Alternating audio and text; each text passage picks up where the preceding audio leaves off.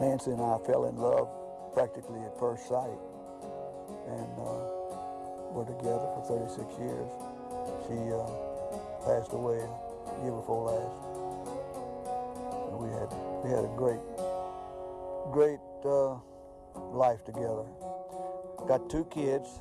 Julie lives in England. She's married to an Anglican priest, and Tommy, my son. My family here was very nice. I tend to think that I had probably the best childhood that anybody has ever had. I had 2 very loving parents that raised me well and gave me just enough structure and just enough love to teach me how to grow up right. And taking care of your family is one of the things I definitely learned from both my mom and my dad.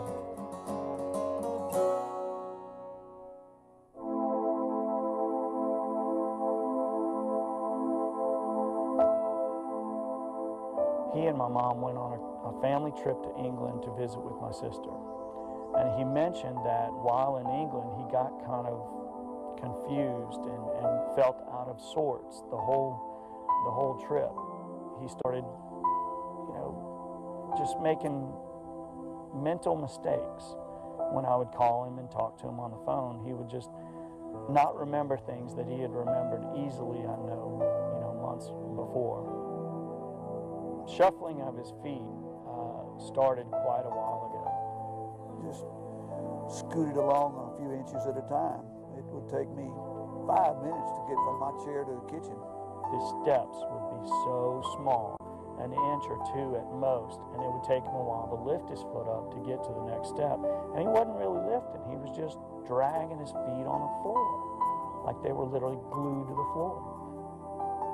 The thing that really scared me the most and what made me go ahead and move here was the fact that he was stumbling, that he would lose his balance.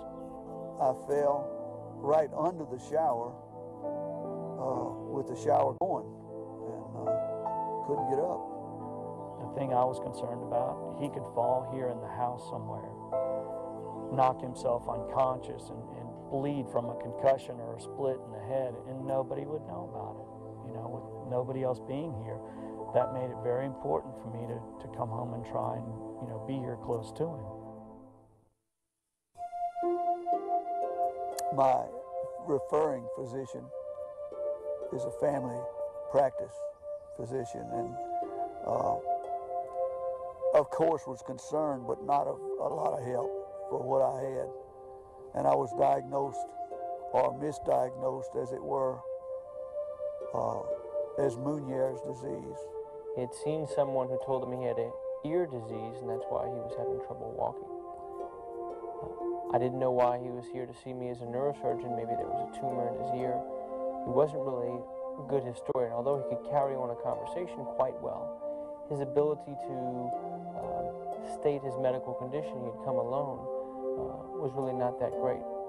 So I told him I would contact his referring doctor and get his films. And after he did that, I'd like him to come back and talk to me. A disease is just a cluster of symptoms from what I understand, and he had some of the symptoms from Meniere's.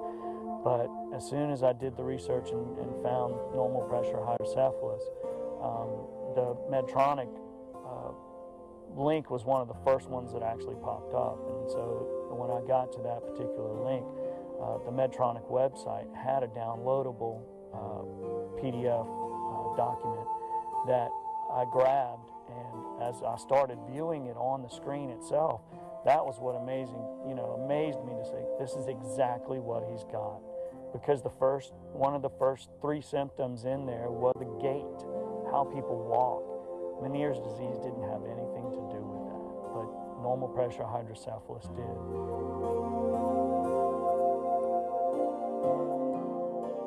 We got a wheelchair in the hospital and actually brought him to the clinic in the wheelchair that way. And he had a prior visit with Dr. Thomas where the actual diagnosis was made. But when I went with him in there, it was on with the brochure that we didn't have until then. And he said, my dad has these symptoms. And he went down the list, X, Y, and Z. And I said, yeah, he does seem to have a lot. And he said, I think he'd be a candidate for this surgery. And I said, well, he needs to consider it and think about it. He interviewed me, and he thought that he could do me some good with his shunt. So I said, let's go. We scheduled it as soon as possible. So we planned to place the shunt on him, knowing that it may get better, may not get better, but I felt fairly confident that a lot of his symptoms were related to normal pressure hydrocephalus, and he would be a good candidate for a programmable valve so that we could adjust his pressure without requiring further surgical intervention. I explained the procedure to him. He had a good idea of what it was, and we went ahead and planned to place the shunt with the programmable valve. Dr. Thomas came out and told me in an hour and 10 minutes, hour and 15 minutes, that he was done and he was doing well and that everything went great. The procedure went very well, and he actually stayed in the hospital a couple of days and then went to the rehab facility.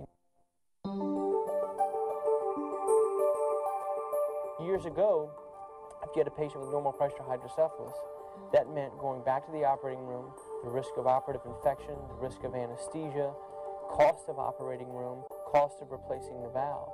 With the programmable valve that we now have, we're able to do it in the office, we're able to do it in 3 or 4 minutes and check it without even obtaining an x-ray, because the magnetic system allows us to do that. So without getting any more x-rays, without taking them back to the OR, what used to be a several $1,000 procedure is now a 5-minute office visit, and it's much less trauma for the patient, it's better for the doctors, and it allows us to have better control of the patient's hydrocephalus. You know, so having a new product on the market to be installed is definitely going to save us a lot of worry down the road, because we don't have to worry about him having to go under the knife again. At 73 years old, if he ever has to go under surgery again, it gets kind of tough and touchy. So we want to make sure that it's not as invasive as some of the other ones.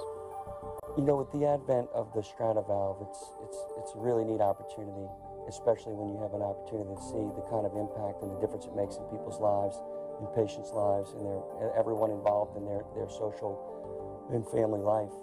You know, here we had a guy who was losing his independence, and now he's regaining that, and he's able to move forward. It really is one of the few things when you say there's been a breakthrough in medicine. This, for patients with normal pressure hydrocephalus, programmable valve, especially the Strata valve, has really been a breakthrough. Mr. Roe, hey. Dr. Tom, doing pretty good. I see you doing a little bit better, huh? 6 weeks after surgery, he came back to see me in the office. And when he came back, that was probably the most dramatic event. I had gone in before surgery and seen him in the room, and he was sitting in his wheelchair. When I went back 6 weeks after surgery, I walked in the room, and the first thing that I noticed, there was no wheelchair. He was sitting in the regular office chair. And I asked him how he was doing. He said, I'm doing a lot better. I said, well, can you walk? And he popped right up out of the chair. Someone who had been wheelchair bound and unable to walk was now able to get up out of the chair on his own and walk around the room on his own. And it wasn't until I actually saw him walking around that's when I knew that what we had expected to happen actually happened. The words that came out of my mouth to my wife were, he's back. That's exactly what I told her as I held her in my arms. He's back. And then I knew that everything was going to be fine. Up until that point, it was touch and go, and I wasn't really sure whether or not the operation was going to be as successful as we thought it would be. As soon as I walked in the house, I felt like I was in a whole different world, my world. He can return to his normal operations, his day-to-day activities, without being afraid of either falling down and hurting himself, or taking forever to shuffle from one spot to the next. Now he's out going to the grocery store and walking around the grocery store and meeting up with the people that he actually used to talk with in the grocery store, and they all ask him how he's doing, and what he tells them I'm doing much better now. I had a brain operation and I'm doing much better now. So where the intent for us to move here was to live with him and take care of him if he needed us, all of a sudden, he doesn't need us.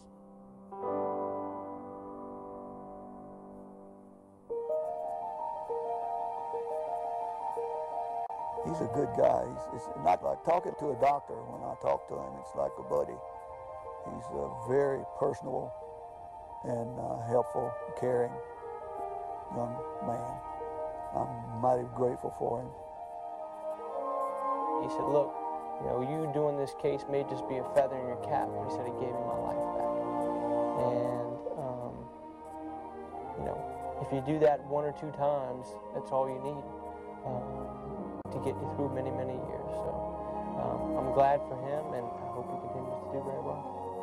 But when you get an opportunity to see an impact that you've made on someone's life, and their family for that matter, it really has a big impact on your impression of what you do on a daily basis. Having a shunt installed, the particular shunt that was installed in my father, has made our lives much happier. This shunt virtually gave me my life back. And I'm very grateful to all concerned. And I hope to continue getting better and picking up my life and going on.